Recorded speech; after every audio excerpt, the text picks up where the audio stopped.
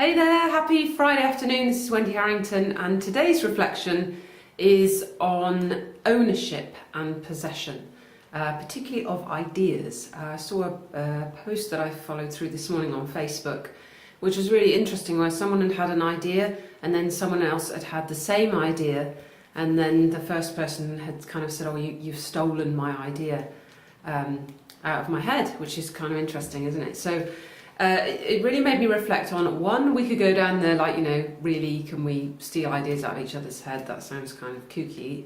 I actually think it's kind of possible, but I don't think that it is you're stealing the idea out of someone else's head. I think that it's just like tuning into the cosmic soup.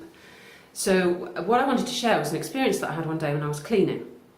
And I love cleaning. I don't know if I've mentioned that before. I think I have, because I have had amazing spiritual experiences while I've been cleaning. So I find particularly, if you do, for me, doing a repetitive activity over a period of time, where I just focus on my breath. What I do is I just focus on my breath. And every time my thoughts wander, I just come back and focus on my breath. So, and then just with no thought of trying to do anything. I think the more you try and do something, the more it won't happen. But just this sort of breathing, focusing, and I watch myself get more peaceful and my heart expand. And one day I was vacuuming, and all of a sudden I was just completely aware of my awareness being in a completely different place and also here. So I'm going to try and explain what I mean by that. It's really interesting trying to put these experiences into words in a way that is comprehensive and understandable.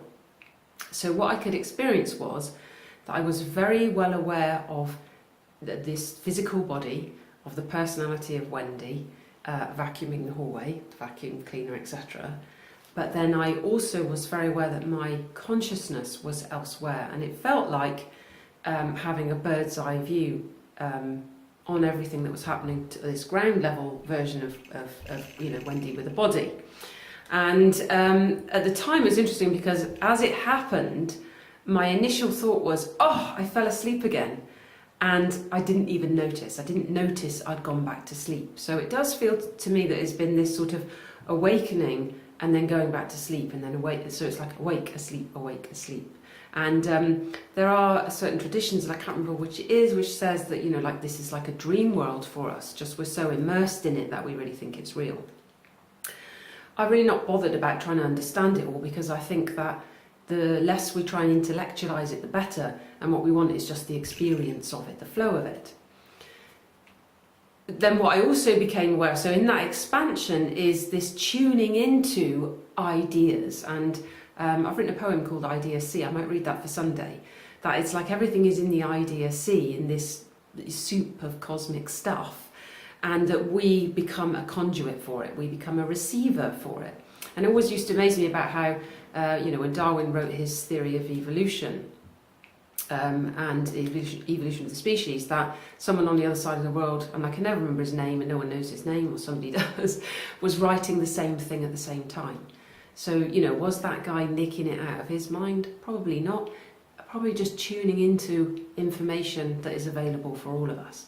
And one of my favourite quotes is, and I think I said it on one of the poems, is a poet, and I if anybody knows her name, let me know, I will find out her name, but she used to say she would hear a poem blowing across the landscape, and she would run to get her pen and paper, lest it pass her by and be born of another poet. So that to me feels like all ideas are in this soup, and that we can tune into them and then they get born through us. That's how I kind of see it. So no, who owns it, who possesses it? Well, no one, ultimately. That actually these ideas are just kind of there, and that the more that we can, to me, then I think it's fear that tries to hold it and believe that it is my idea and that I own it. And then all I do in that is then I can track my own self, so I become less of a conduit. So the more we can flow, the more we can know that there's enough for all, that there's abundance, that there's oneness, there's no separation, it's just this idea that we have, it's not real. And the more we can flow in that, then the more beauty and creative beauty can be born on this earth. So yeah, what do you think of that? I'd love to know. Always love to hear from you, it's fantastic. And really kind of launching and promoting the community now. So if you love this stuff and you'd like to explore it more and allow it to become more of your everyday experience, then do come and join me in the AAA tribe. So you can find that at www.wendy-harrington.com/join-us. And we have a 2014 special offer there to make it as affordable as possible, so that you really can support yourself to expand and remember and wake up to what you really are. And that's what AAA stands for. It is for Awake, Alive, Aware. So lots of love from me to you, and I will speak to you again very soon. Bye for now.